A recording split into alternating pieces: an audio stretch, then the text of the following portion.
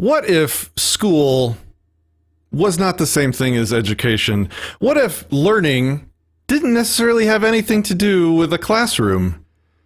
What if, like everything else, the government's method of doing education is terrible and we need to do better for our kids?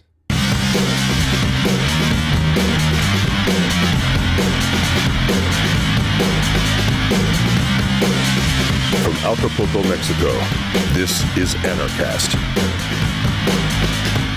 Greetings, Prussians. Welcome back to Anarchast, your home for anarchy on the internet. Our guest today is a senior education fellow at the Foundation for Economic Education, author of the acclaimed book Unschooled, Raising Curious, Well-Educated Children Outside the Conventional Classroom, adjunct scholar at the Cato Institute, and frequent Forbes contributor.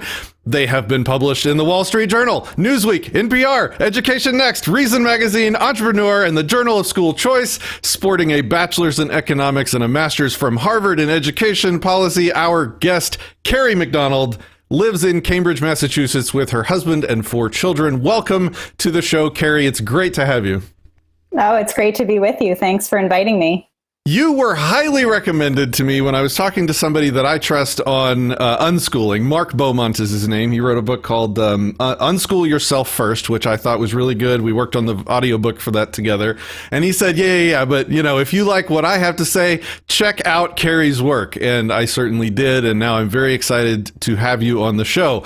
So I understand that you consider yourself a small L libertarian. So I would like to lead the show by just asking you how you became a small L libertarian. Like, how did you arrive at where you are?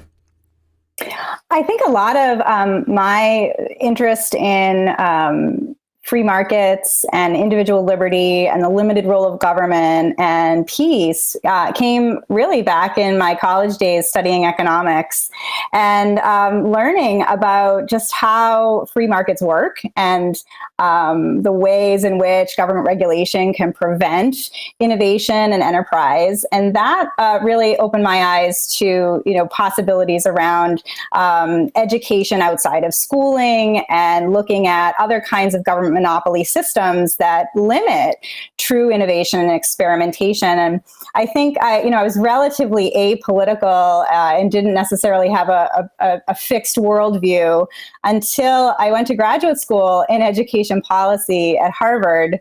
And I remember sitting in a class at one point, we were doing a small group discussion around some kind of policy proposal or some situation that we were supposed to analyze in these small groups and come up with whatever our policy recommendations would be. And we had, say, about 20 minutes to do this.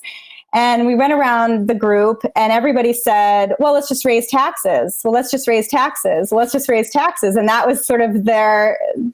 we were done after 3 minutes. Let's just raise taxes. That's the policy to fix this particular education problem. And I said, wait a minute, I don't think that that's necessarily the way to go. And it was as if that was sort of this heretical position. But that really, I think, was my initial entry point into starting to think about other ways of looking at policy and realizing that there's this whole other, worldview around approaching social economic problems.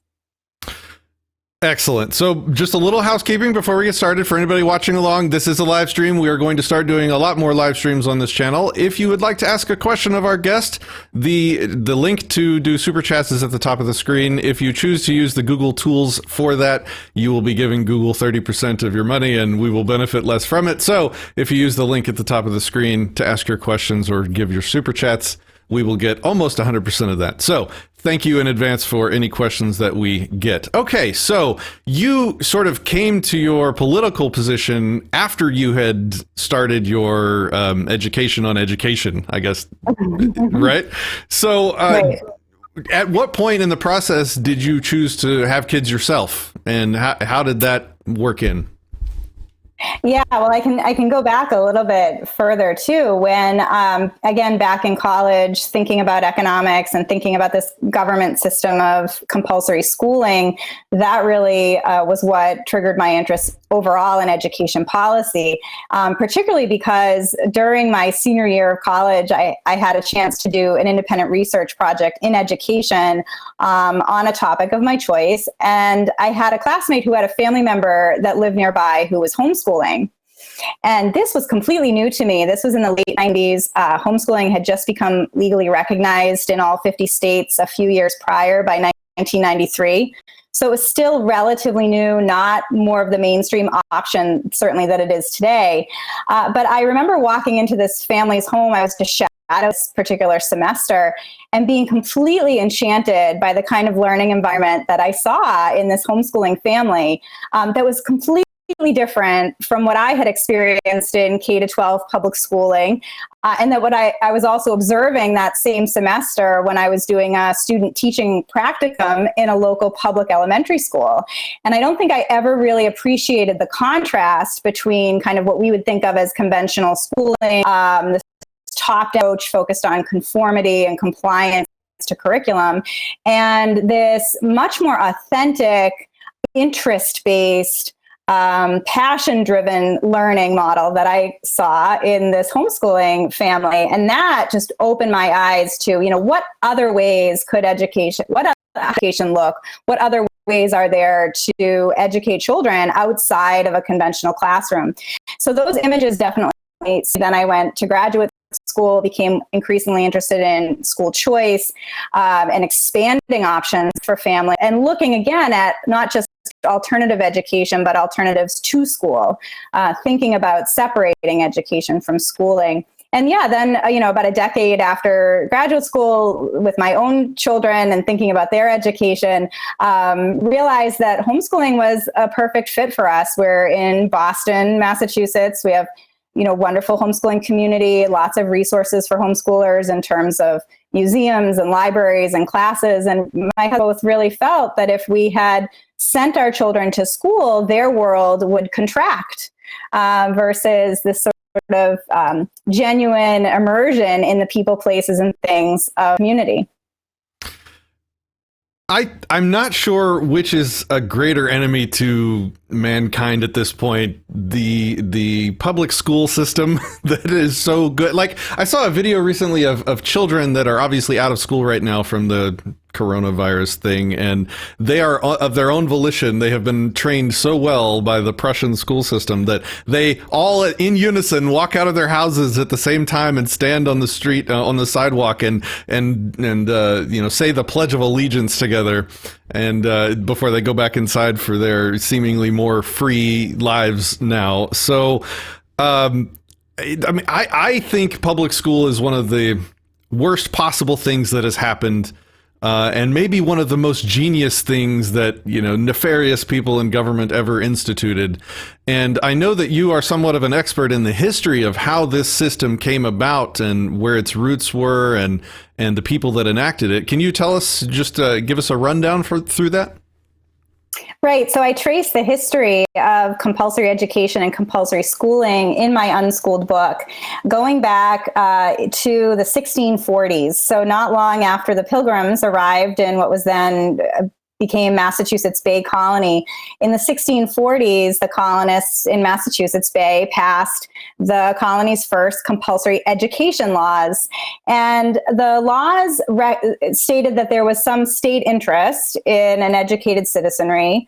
But the compulsion at the time was on cities and towns to provide education resources for those families that wanted it. So if you had a city or a town that had 50 or more families, you had to hire a teacher. That was the city or town did. If you had a city or town with 100 or more families, you had to open and operate a grammar school. So it was the cities and towns that were compelled by the state to offer these particular educational resources, not the families to take advantage of those resources. The families weren't compelled to do that. In fact, the family was really the center of society. It was the family that had the expectation of educating their children. But it wasn't always the parents who were expected to be the ones doing all of the teaching. So you had dame schools, which were like little nursery schools throughout the colonies in your neighbor's kitchen that would teach the 3 R's to young children. You had tutors who would come and teach children. You, of course, had a vibrant apprenticeship model where there would be this on-the-job training and developing skills necessary for success in a particular career. So education was really broadly defined. And then, of course, you did have public and private schools, but they weren't forced. There wasn't this expectation that families had to send their children to these schools. That all changed in 1852 when, again, Massachusetts, leading the way in education compulsion, passes the country's first compulsory schooling statute, compulsory attendance law. And now, for the first time, parents were expected to send their children to a common school under a legal threat of force.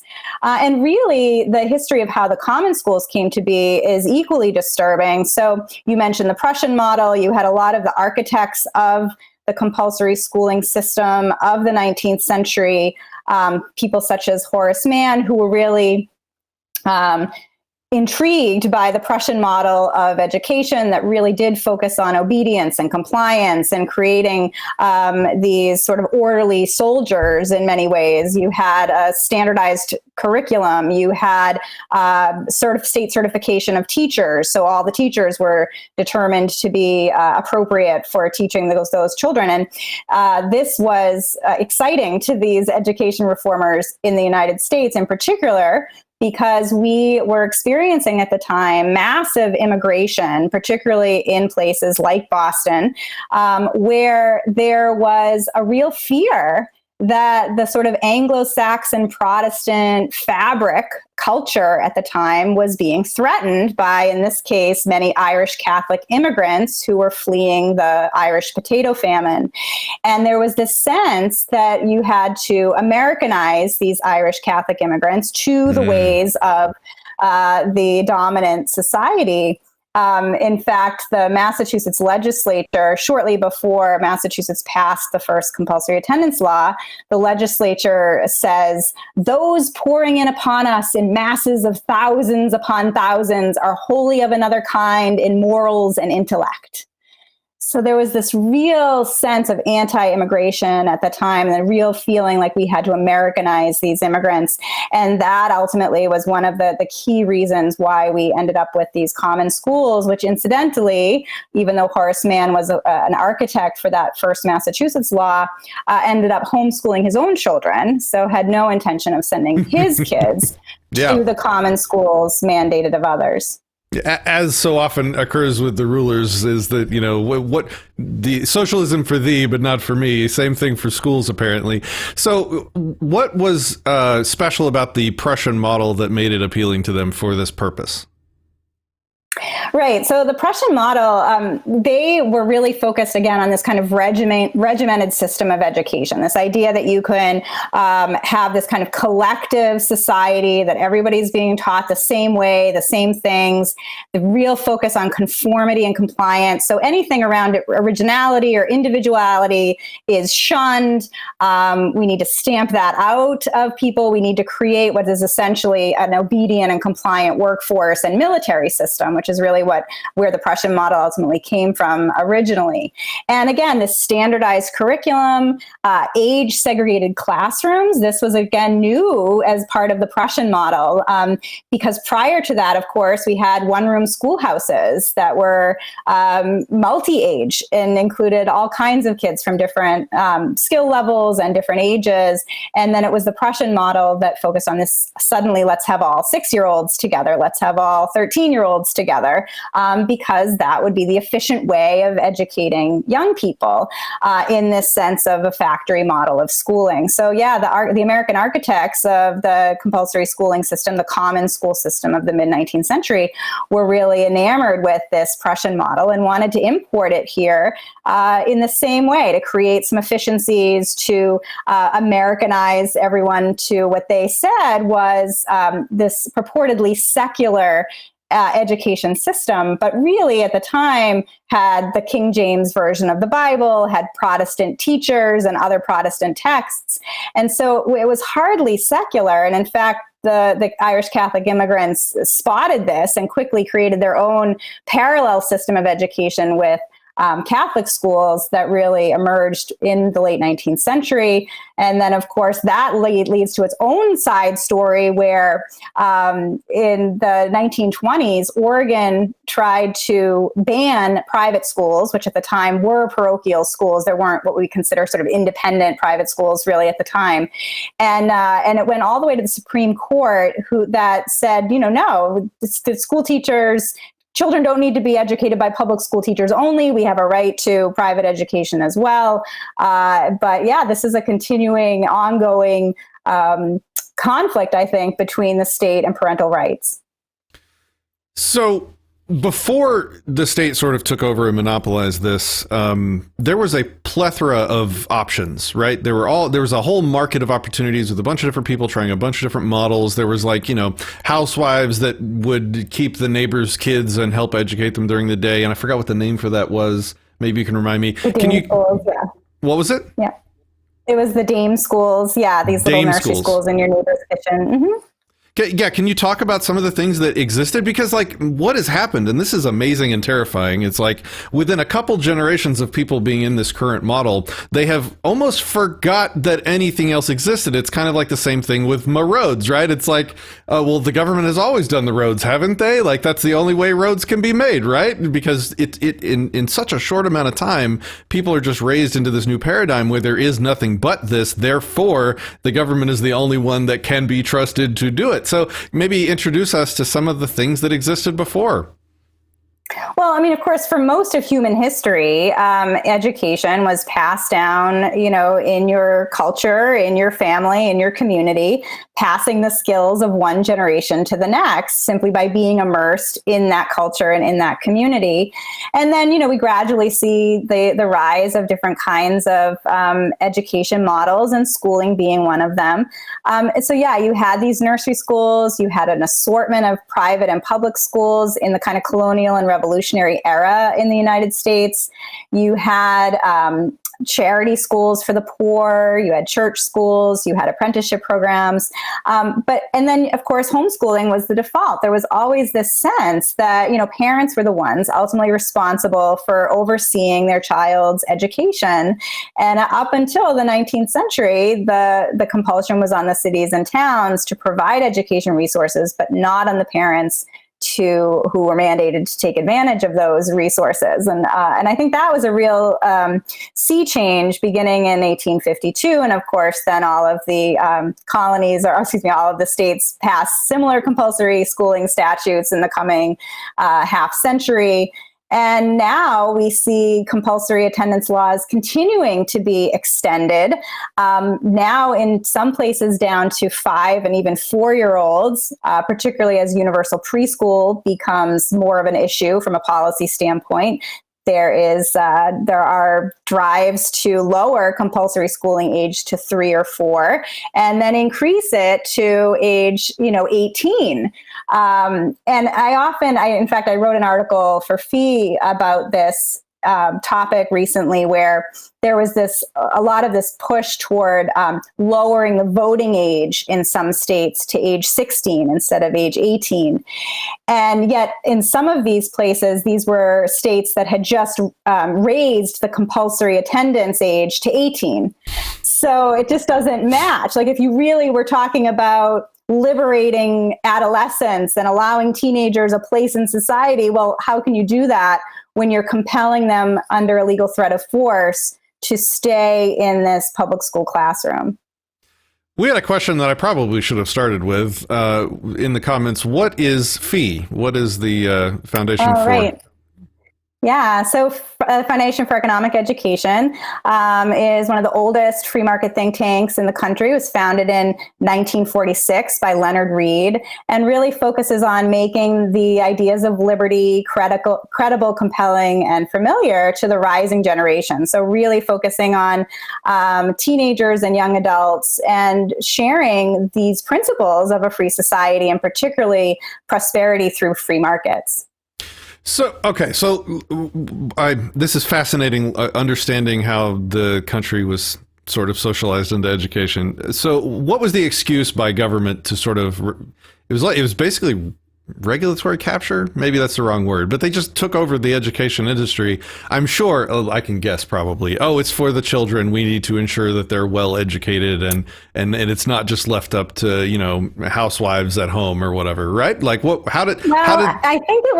I think, unfortunately, it was bipartisan, which is why it occurred, right? So it was, more of the conservatives saying, well, here we have to Americanize these immigrants, sort of this anti-immigrant ethos. And then it was more of the liberals saying, well, we need this common collective system of education. Horace Mann saying, children are like wax. We can mold children into what we think of as a good citizen. We can't do that with their parents. So there was this real sense, I think, on both the left and the right, the sort of bipartisan move toward institutionalized education. And was there any resistance offered at the time? Were there any groups that just said no or refused, or was there any sort of pushback that you're aware of? Yeah, there were, those who really did acknowledge that this was an overreach of state power and that control of child's education should rest with families, but they were outvoted. And even, to be fair, even Horace Mann in the earlier days wasn't so focused on the compulsion piece, but he became led and persuaded that was also necessary as well. This idea that, no one will take advantage of this unless we mandate this. This is for their own good that we create this coercion and this force. Yeah. Of course, then the Catholics create their own separate system of Catholic schools, rejecting what really were these, Protestant common schools. Yeah, Mark Miller in the comments says, look out for anything that's bipartisan. Nailed it. Exactly. So I live in Texas, and I think it's one of the most free states in terms of education and the options that you can choose for your children. I can unschool and have been unschooling my children, and I don't even have to tell anybody that my kids exist. I don't have to register with anybody. I don't have to answer to anybody. But some states I know are the polar opposite. It's like, and you can correct me if I'm wrong on any of this, but I think in New York, you would have to find a certified teacher to monitor your kid's progress and sign off every so often saying that you were doing a good enough job in your homeschooling. And I think you have to have, an accredited or certified homeschooling curriculum, and just a whole litany of intrusions into your privacy and liberty around how you raise and educate your kids. Can you talk maybe about that range of laws that currently exist in the country and how that affects unschooling? You're right that Texas is a great place to be a homeschooler, a great place to open a private school. The regulations are quite low in terms of educational freedom. So great place to be. But yeah, so homeschooling is legal in all 50 states. And rules really vary by state, and in some cases by district, by town or city within those states. But I think you'll find that homeschoolers are able to adapt, right? So that even more of these kind of free form versions of homeschooling, like unschooling and self-directed education, are still able to adapt. So for example, in states that require standardized testing, in many of those states, you have the choice of which test you choose. And so there can be some flexibility there for families. In many cases where, like you mentioned, you might have to have a certified teacher sign off on your education plan or on the progress of your kids, you'll find that in many places there are unschooling and homeschooling certified teachers, right, who are homeschooling their kids. And so those are the kinds of resources that families will seek out. So I think that there are ways in which homeschooling parents are able to make sure that they still have the freedom and flexibility to homeschool in whatever way they choose, by also complying with various state and local regulations.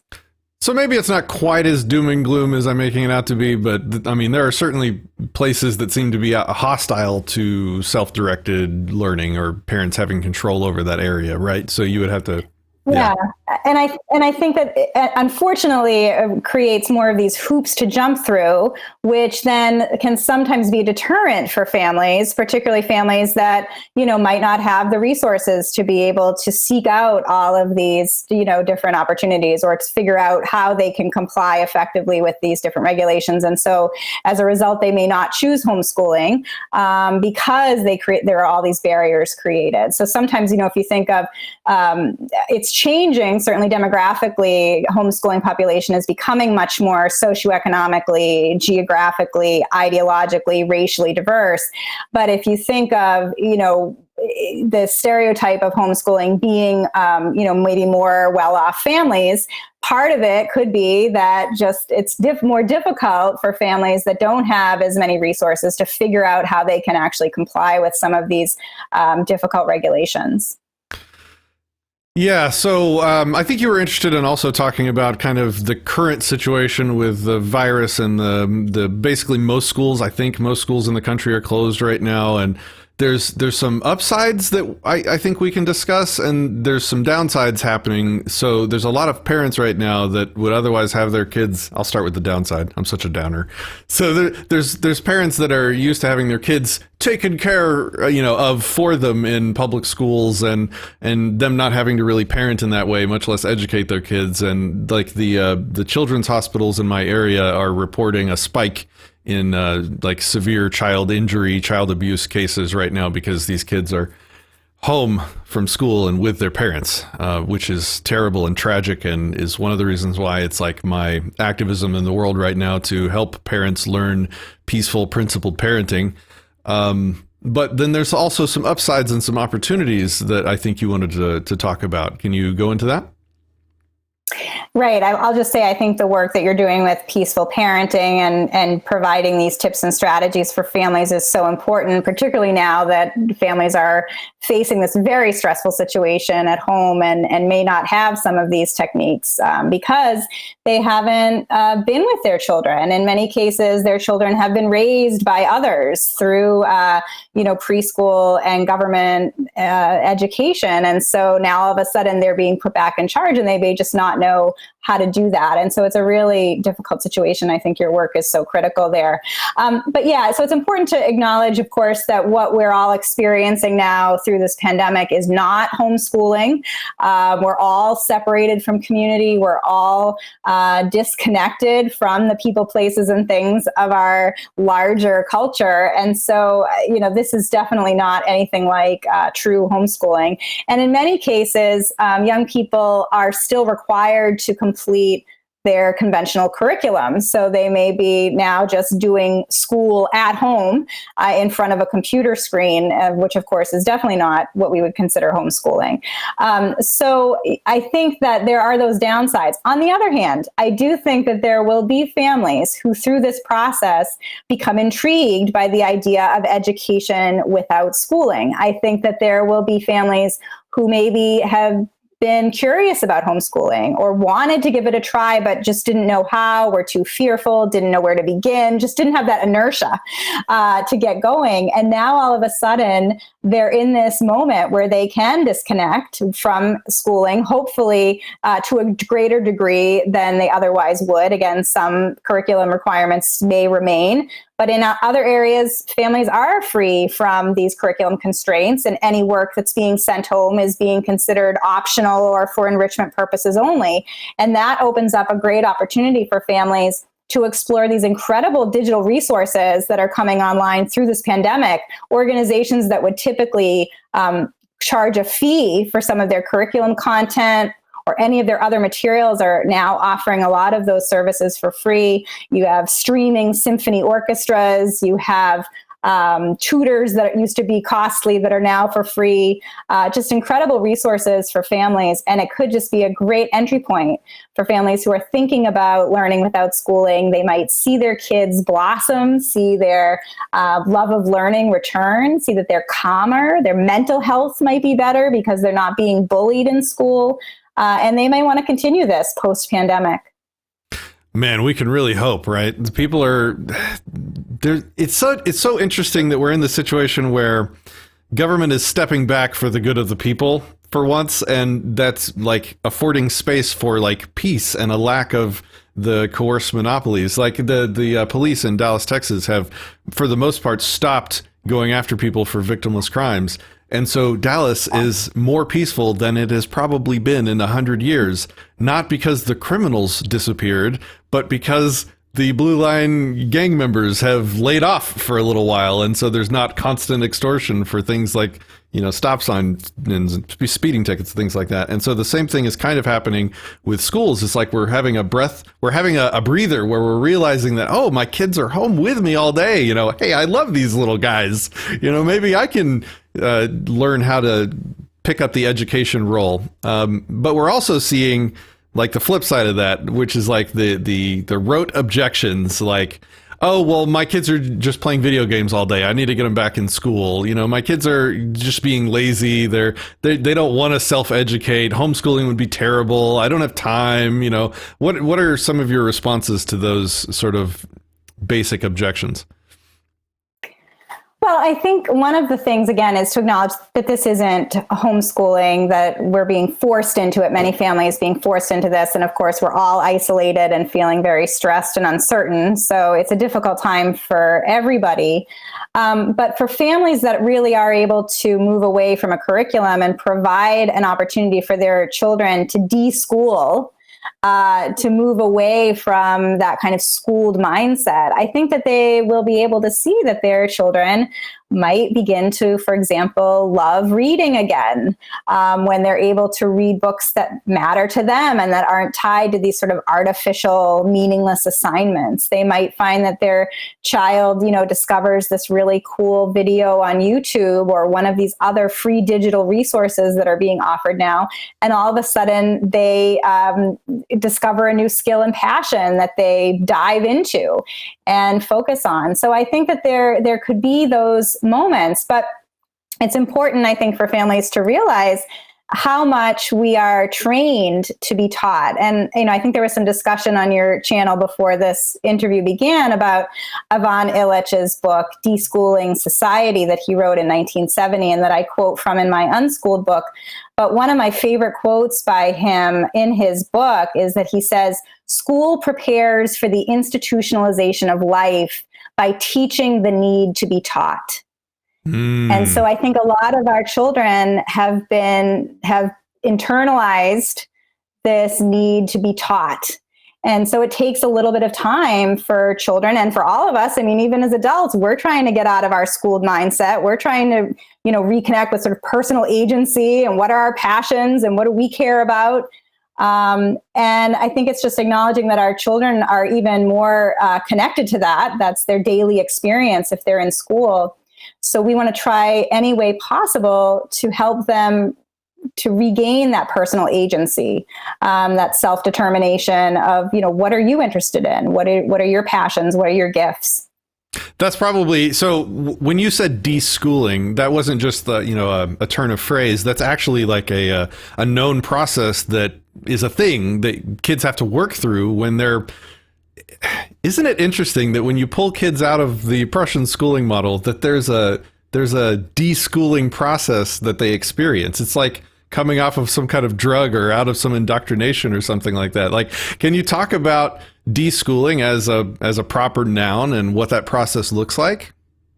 Right. And again, it goes back to even as adults have to go through. I remember even after my days in public school and then finally in my, early 20s reading a book because I wanted to read it. And it was like so empowering. And then I remember a few years later, a friend telling me that she has numerous books on her nightstand that she picks through depending on what she's in the mood for that night, what book she wants to read. And to me, that was so earth-shattering, because I always thought, oh, you have to, finish a book before you can go on to the next book, right? I mean, some of these things that we take with us from our own schooling that we don't even realize, don't read ahead, and make sure, you finish what you start, and all of those concepts that I think become ingrained in us that we don't even realize. And so I think it's just acknowledging that our children are much closer to that process now. How can we help them to realize that they are in charge of their own learning, they're in charge of their own education, and they don't need to wait to be taught? And the deschooling process kind of involves taking back one's own agency and learning how to make decisions for oneself again, like you were saying. And what would that look like? Like if every day of your life you are forced into a box and you're forced into a desk and you're just trained to just sitting there waiting for somebody to teach you something, that you have to learn, otherwise you get grounded because you get low, grades on tests or whatever if you don't.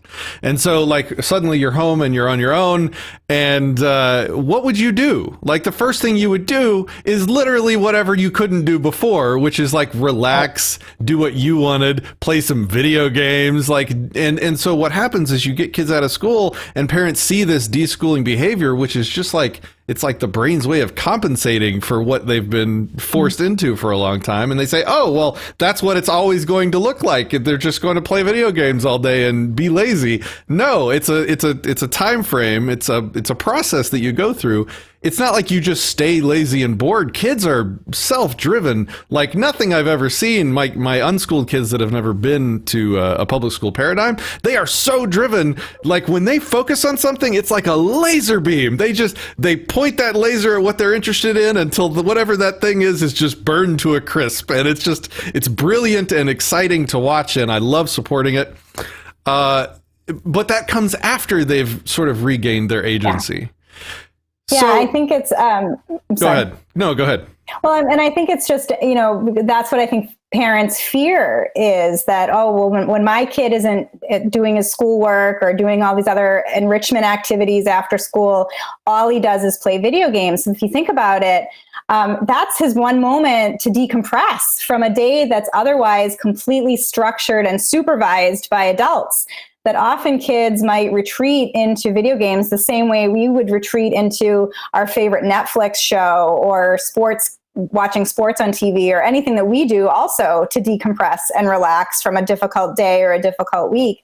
For kids, it's even compounded, though, because they really have so little agency in their typical lives that often playing a video game is their only moment where they're really in control and they're, able to have some kind of autonomy that just doesn't exist in the rest of their lives. So if we provide more of that freedom and autonomy for young people by removing them from these conventional schooling environments, giving them time to deschool, we will see that natural exuberance, that enthusiasm for learning and discovery and curiosity that all young children exude before they go to school, that will come back. And it's, again, because we have so many of these online free resources available to us now, it makes self-directed education much more possible for more people, because you realize that you're able to be exposed to these ideas and experiences and possibilities that you otherwise wouldn't have had a chance to encounter.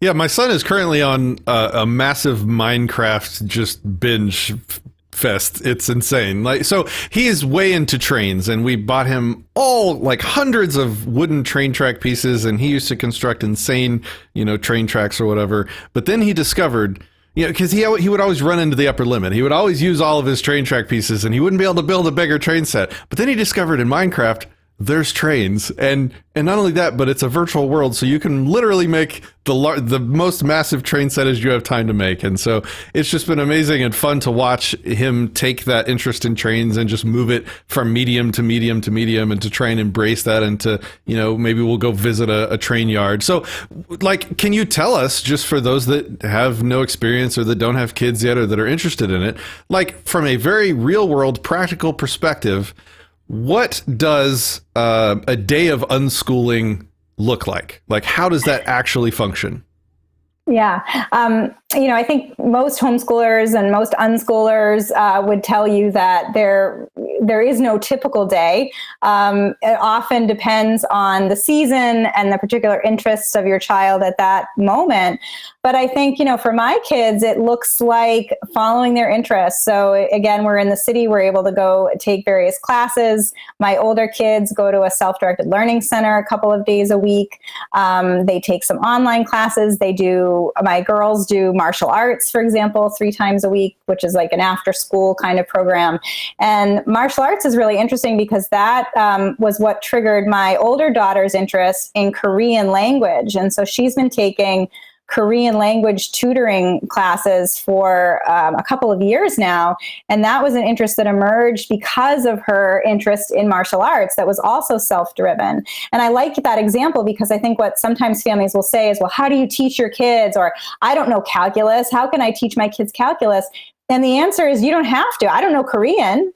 All I'm doing as a parent is facilitating my child's education by connecting them to available resources. And again, with all of these amazing digital resources, particularly those that are free right now, it's never been easier to be able to facilitate your child's education and connect them to resources. We're all only experiencing online resources at the moment, but in a typical homeschooling or unschooling day, it would also include those real resources of the people, places, and things in your community. I also think an objection that parents have, and this was certainly one of our early worries or fears when adopting unschooling, was that, and maybe you can tell me why this is, because I think it'll speak to a lot of parents. It's, well, how do I get them interested in algebra? How do I make sure that they, get into science or chemistry or calculus or, how it's like you have a laundry list, and this probably comes from public school. You have a laundry list of things that you think that you have a responsibility to make sure that they learn. And then you then try and connect that goal to, like, you try and fit that into unschooling. And I don't think that works. What do you think? Right. So one of the things I do reinforce in my Unschooled book and elsewhere is that I think parents have the ultimate responsibility to ensure that their children are highly literate and numerate. I think that it's parents' responsibility to ensure that their children are well educated. And that goes for parents who are homeschooling their children as well as for parents who are sending their children to school. I think, again, the responsibility lies on the parents to ensure their child's education. So that said, I think that there are ways that we can, encourage various content and curriculum without being coercive. And a lot of that feeling that you'd need to coerce your child into learning math or algebra, for example, comes from, again, our own conditioning of the ways that we learned math, right? That we were forced into this. It wasn't something in many cases that was enjoyable for us. In fact, in many cases, it was probably painful. And so we project that onto our kids. But I think you may find with your kids, and I certainly find with mine, that for kids that don't go to school, they don't have any of that mental model of thinking of math as drudgery. To them, it's really interesting and it's like a puzzle and they're curious about it. My older daughter will tell you math is one of her favorite things to do, and it wasn't ever something that we forced upon her. So I think it's recognizing that much of the way we think about learning is tied to our schooled experience and expectation about what schooling is, but not about what learning is and what education can be when we remove the coercion piece. So can we talk for a moment about your book? Because I have not had the opportunity to read it yet. Like, what is your book more of an introductory, like a sales pitch for unschooling, or is your book more of a practical how-to unschool, or, what does your book do? Well, I'll first say that, my overall goal is to expand education choices for families. So I think that families should have a wide variety of choices. I think there should be a lot more education innovation and experimental models for families. So I'm really an advocate largely of education choice and more options, letting families choose the best educational fit for their child. That said, I will try to personally persuade you to be focused on this idea of non-coercive, self-directed education, of really providing as much freedom as you can to your children to allow allow them to pursue their interests, to discover their passions, and to learn so much through that process. I mean, that's where real learning comes from. It's when we're really passionate about something and we dive into books, and we dive into videos, we dive into documentaries, because we just can't get enough of whatever it is we're passionate about at that time. And young people are the same way. So in my Unschooled book, I trace a lot of the history and philosophy of unschooling and self-directed education. I even go all the way back to John Locke and the Enlightenment era and talk about self-determination and freedom from coercion. And then I also spotlight individuals, families, organization, and alumni who learn this way, and try to bring in as much as I can around research and insights about outcomes and realities of unschooling families. It wasn't until I learned what unschooling was that I realized that I did it to myself when I was younger. When I was in junior high and high school, I would go to school all day. 10 hours of my day minimum would be taken up by curricular activities that I didn't have a choice in. And then I would come home and I would stay up till 2, 3, 4 in the morning teaching myself how to code, how, everything I loved everything related to technology and computers, but I didn't have time for that during the day. So I had to burn my midnight hour, oil to learn this stuff that I was interested in at home. And then I would just be exhausted every day at school, and I didn't care about any of it. And it was just an impediment. But of course, when you're in that situation as a young person, you don't think about it like that. But as a parent now, I see that I basically did both. I was, subjected to this schooling system during the day, and then at home I would just unschool myself because I had that drive to continue learning on my own anyway. And so had I not had the public school thing, and had I had, 10 hours extra every day to continue learning about what I just can't even imagine the things that I would have learned and the proficiencies that I would have gained, because even with the little bit of time that I had to actually study something that I was interested in learning, I still achieved a pretty good level, a pretty good mastery of it, given that tiny amount of time. So it's just such an opportunity cost when you're stuck in these schools learning stuff that what was it? I don't think it was Mark Beaumont that said it, but it was definitely in his book. He said that you cannot teach anyone anything. Somebody has to learn it voluntarily. You can't force somebody to learn something. It's just not how it works. Somebody has to have some kind of built-in desire already to learn something. Now, certainly you can coerce that desire. You can threaten them into having a desire to learn something to keep from, feeling pain or whatever. But still, that it has to come from like an internal drive to learn. Well, if I can just add to that, because I think you make a really good point. The World Economic Forum recently reported that some of the most in-demand jobs and skill sets today didn't exist 5 or 10 years ago. So especially when it comes to technology and some of the self-teaching that you did in immersing yourself in coding and in technology. And that's just really going to continue and accelerate, I think. And yet we have this system of compulsory mass schooling focused on a 19th century factory model that is just completely incompatible with the realities of the innovation era, particularly as we increasingly coexist with robots. So we don't need to have an education system that's churning out robotic people who can take orders and be compliant and obedient. We have robots to do that. What we need to do is have an education system or an education model, and hopefully an assortment of education models, that instead cultivate those essential human qualities that distinguish us from robots. And these are things like creativity, curiosity, entrepreneurship, inventiveness. Those are the qualities that are systematically crushed in conventional classrooms, and that absolutely need to be what we are nurturing and cultivating for the innovation era. Preach it. Absolutely preach it. It's amazing. It's been such a pleasure to talk to you. I hope that we can talk to you more in the future and follow your work as we go. For those that would like to follow your work, can you tell people where they can find it? And what the name of your book was? Oh, I lost it in my notes. What was the name of your, book? Yeah, my book is Unschooled, Raising Curious, Well-Educated Children Outside the Conventional Classroom. And you can find me at the Foundation for Economic Education, fee.org/Kerry, Kerry. There you'll have a link to my book. You'll have all my social media accounts. Send me an email and all my articles. All right.